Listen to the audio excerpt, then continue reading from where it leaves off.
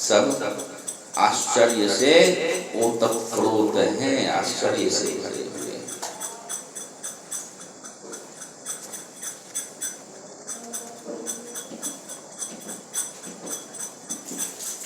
यह श्री वृंदावन का आश्चर्य है। यह श्री वृंदावन पहेली रूप है, यही इनका यहाँ की पहेली है। इसको समझ पाना सहज नहीं है, इसे कोई रसिक हो वही जान सकते हैं।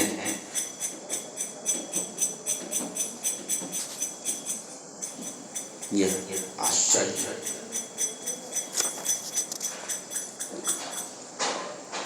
ऐसा आप बता रहे हैं, ऐसा वर्णन कर रहे हैं कि हम यहाँ की लता पताओं को देखें। प्रयोजन क्या है? हमारी यह दृष्टि तो नहीं कि उन श्री राधिका की दासियों से, उन ब्रज वनिताओं से हम मिल सकें, दर्शन कर सकें। सहज तो ऐसा हो नहीं सकता है। दर्शन करने का प्रयास करें, अभ्यास करें तो कैसे हो? आभास हो तब तो। आभास कराने के लिए उनको हम नहीं देख सकते तो क्या हुआ? यहाँ की लताओं को तो हम देखते हैं, यहाँ के वृक्षों को तो देखते हैं। उन लताओं को देखने से हम उसमें राधा दासियों को देखने का अभ्यास करें। उन लताओं को देखने से पता चले, ओहो ये लता थोड़ी ही है, यह तो श्री राधिका की अनुचरियों की, सहचरियों की भुजा है। देखो देखो, अरे ये डाली कैसे दिख रही है, मानो किसी की भुजा हो, किसी की बाह हो। देख तो रहे हम भुजा, देख तो रहे हम डाली, देख रहे हैं लताओं की डाली, देख रहे हैं वृक्षों की डाली, शाखाएं दिख रही है, लेकिन स्मरण क्या होगा? उन किशोरियों की भुजाओं का स्मरण होगा। हाँ, कहीं उनके चरणों का स्मरण होगा, कहीं कमल खिला हुआ पीत कमल देख ले तो उनके मुखमंडल का, मुख कमल का स्मरण होगा, कहीं छिटकती चंद्रिका से युक्त चंद्रमा का दर्शन हुआ, उनके मुख चंद्र का स्मरण हो जाएगा। तो जो कुछ भी यहाँ में प्रत्यक्ष दिख रहा है, उन दृश्य वस्तुओं में हमें श्री प्रियाजू की, उनकी सखियों की, प्रियतम के सबके दर्शन परिकर से दर्शन होने लग जाएगा।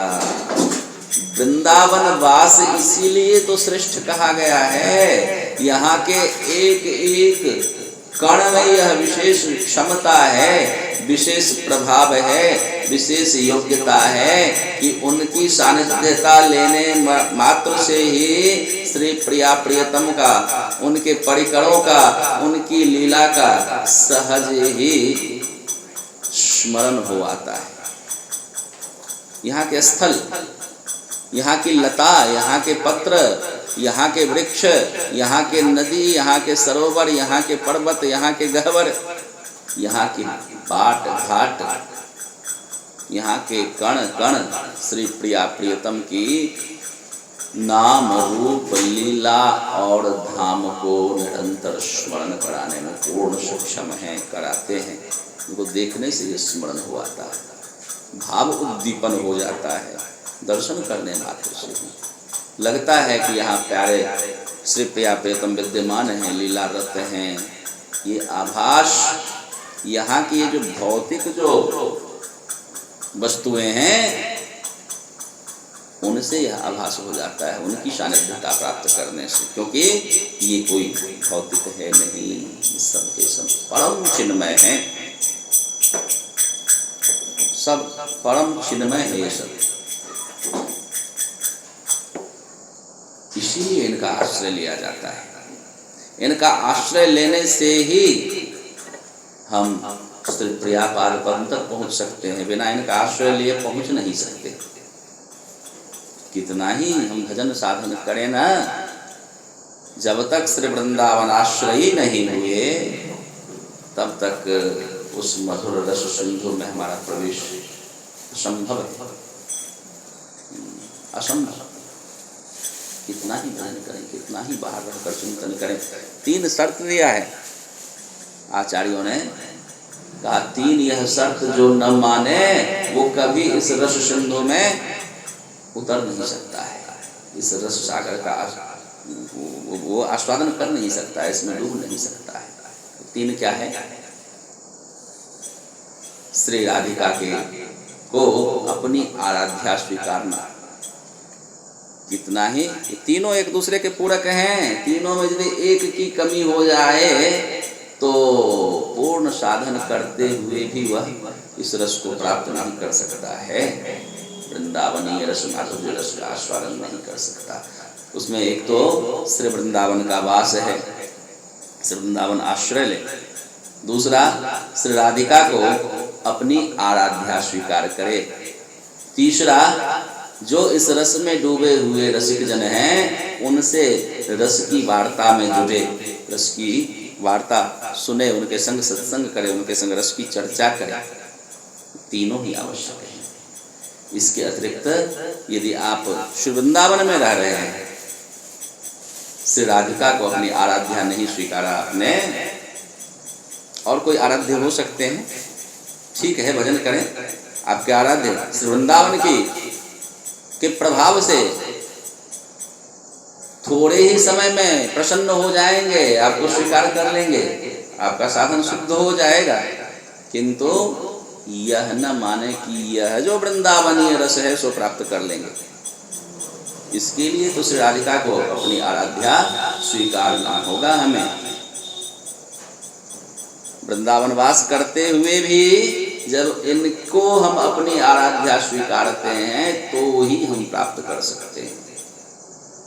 दूसरी बात, हम वृंदावन वास कर रहे हैं, श्री जी को अपनी आराध्या भी हम स्वीकार चुके हैं, किंतु जो इस रस में पगे हुए हैं जन, रसिक जन, उनके संग रस की वार्ता हम नहीं करते, रस की चर्चा में सम्मिलित नहीं होते हैं। पूरे महाभारत सुन लिए, वाल्मीकि सुन लिए, तरह तरह के कथा सत्संग में दिन रात जुटे हैं, किंतु यदि रस की वार्ता में आप सम्मिलित नहीं होते हैं तो रहते हुए भी, आराध्या मानते हुए भी, फिर भी रस से वंचित रहेंगे। तीनों ही एक दूसरे के पूरक हैं, तीनों ही होना चाहिए। या फिर कोई अन्यत्र है, वहां से राधिका की उपासना कर रहे हैं, उनकी आराधना कर रहे हैं, रस की चर्चा भी कर रहे हैं, किंतु वो श्री वृंदावन नहीं है, तो भी उनकी उपासना वहां पूर्ण नहीं होगी। श्री राधिका की कृपा होगी, उनकी आराध्या की कृपा होगी, रस चर्चा में सम्मिलित होते हैं, इसे अपना साधन बना रखे हैं, तो वह भी कृपा, वह चर्चा भी कृपा करेगी, वह संग भी कृपा करेगा, और अंततः उन दोनों कृपा के चलते वृंदावन आश्रयी होंगे। आप वृंदावन आ जाएंगे, कैसे भी कहीं भी क्यों न पड़े हों, बड़े सुख संसाधन में सब छोड़ करके, ठोकर मार करके एक दिन आपकी वह साधना ही आपको वृंदावन की ओर ले आएगी। और जब वृंदावन का योग मिलेगा, ये तीनों पूरा होगा, तभी इस रस में डूब सकते हैं, तभी डूबा जा सकता है। एक भी कम हो जाए ना तो इस रस से हम वंचित ही रहेंगे, इस रस का आस्वादन नहीं कर सकते। तो श्री वृंदावन रह लेने से कोई रसिक थोड़े ना हो जाता है। इसके लिए श्री वृंदावन की कृपा चाहिए, श्री वृंदावनेश्वरी की कृपा चाहिए, श्री वृंदावन रस रसिक जनों की कृपा चाहिए, तीनों ही चाहिए। तीनों में से एक हो तो भी नहीं होगा। अकेले रसिकेश्वरी स्वामिनी यदि चाहे कि इसको हम रसिक बना दें, नहीं बना सकती वो। रसास्वादन करेंगे कहाँ? वो कृपा करेंगी यदि वो चाह गई कि इसे रसिक बनाना है, रस में डूबता रहे, तो किसी रसिक की सानिध्यता दिलाएंगे आपको। उनकी कृपा से रसिक जन की सानिध्यता मिलेगी, जहाँ रस की चर्चा में आप लगे रहेंगे, रसमयी सेवा में संलग्न कराएंगे, वो रस की विधि, रस आस्वादन की विधि बताएंगे वो, तभी हम आस्वादन कर सकते हैं। सीधे श्री जी भी नहीं करा सकती। तीनों ही तीनों के पूरक हैं, इसके बिना और तो और साधकों की कौन कहे।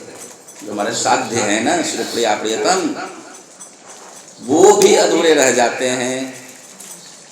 श्री वृंदावन के बाहर यदि वृंदावन न हो तो वो भी आस्वादन नहीं कर पाते, इस मधुर रस का आस्वादन स्वयं नहीं कर पाते ना। देखिए जगन्नाथ जी वही दर्शाते हुए तो विद्यमान है ना। जगन्नाथपुरी में जगन्नाथ जी इस रूप में विराजमान क्यों हैं, क्या दिखा रहे हैं, वो स्वरूप क्या बता रहा है, यही बता रहा है कि वृंदावन प्राप्त नहीं हुआ उनको, जिसके कारण ऐसी दशा हो गई है, हाथ पैर गल गए, आंखें ऐसी ऐसी है। श्री वृंदावन का स्मरण करते करते वृंदावन के विरह ज्वाला से उनके शरीर गलित हो गया, जो ऐसा शरीर विद्यमान है। वृंदावन में नहीं थे इसलिए श्याम सुंदर वैसे बन गए। जगन्नाथ जी को हमारे यहाँ ब्रज में ठाकुर जी को क्या बोलते हैं, श्याम सुंदर। श्याम है तो क्या हुआ, श्याम होते हुए भी सुंदर है। हाँ? श्यामलता को समाज में उतना अच्छा नहीं कहा जाता, स्वीकार नहीं किया जाता है। अपने यहाँ के समाज में गौड़ वर्ण को ज्यादा है प्रशंसित माना जाता है। अब ये तो श्यामल हैं, श्यामल हैं तो भी अत्यंत प्रशंसित हैं, श्याम सुंदर कह करके संबोधन करते हैं। श्री किशोरी जी भी इसी नाम से संबोधन करती है प्यारे को, या तो प्यारे कहती है फिर श्याम सुंदर, इतना मनोहर नाम है। श्याम है तो क्या हो, फिर भी सुंदर है। और ये श्याम सुंदर जगन्नाथपुरी में क्या कहलाते हैं, वहां के लोग क्या बोलते हैं, कालिया।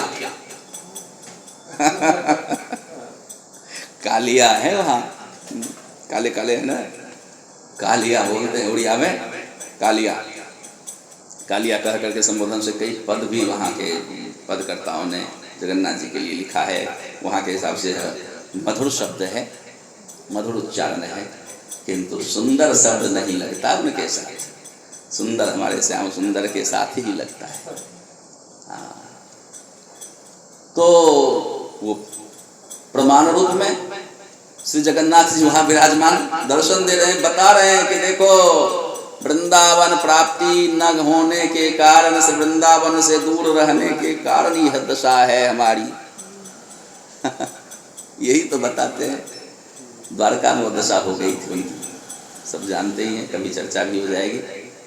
द्वारका में रहते रहते श्री वृंदावन का स्मरण जो तीव्र हुआ, और श्री वृंदावन का स्मरण करते करते, श्री वृंदावन की लीला का स्मरण करते हुए, श्री वृंदावनेश्वरी का स्मरण करते करते वो अपने आप को संभाल नहीं पाए, धराशायी हो गए वहीं। और विरह की ज्वाला इतनी तीव्र हुई, अंग अंग गलने लग गए, विकृत हो गए। हाथ, ये कर कमल, चरण कमल, ये सब तो शरीर में, जैसे कछुआ के अपने शरीर में सब घुसा लेता है ना, वैसे ही कछुआ की तरह सब घुस गया अंदर, तीव्र विरह ज्वाला के कारण। नारद जी बड़े चतुर भक्त हैं, ठाकुर जी से वरदान ले रखा है, आप जो भी लीला करें आप कृपा वरदान दे कि वो सब दर्शन करूं। और झट जब ही यह नई लीला हुई कि नारद बाबा पहुंच गए वहां, और फिर झट से वरदान भी मांग लिया कि प्रभु यह रूप आपका बना रहे ऐसे। प्रेम के कारण, प्रेम का स्मरण करते करते यह जो प्रेममय हो गए हैं, आप प्रेम में विगलित हो गए हैं, यह रूप आपका ऐसे ही बना रहे। आगे कलियुगी जीवों के लिए बड़ा ही पथ प्रदर्शक होगा, मार्गदर्शक होगा। कलिकाल में सब कुछ भरा पूरा होगा, संपन्न होगा, सब कुछ से सब संसाधन भरे पूरे होंगे। अभाव होगा तो बस एक ही चीज का अभाव होगा, वो होगा प्रेम। कलिकाल में तो प्रेम का अभाव हो जाएगा। प्रेम क्या होता है, कौन सी चीज है, किस चिड़िया को प्रेम करने लोग समझेंगे ही नहीं, इतना स्वार्थमय संसार होगा। उस समय आप प्रेम का साक्षी होना कि प्रेम यह चीज है कि देखो परमेश्वर भी गलित हो जाता है। हाँ, यह जो दिव्य वपु है उसको भी प्रेम गला देता है, ऐसा वह प्रभावयुक्त है प्रेम। आप साक्षी बनकर रहोगे, लोग जन आपका दर्शन करेंगे तो प्रेम की महिमा गरिमा को समझ पाएंगे। इसलिए हे प्रभु आप इस रूप में विद्यमान रहो। तो जगन्नाथ जी में सर्वसुलभ दर्शन दे रहे हैं सबको।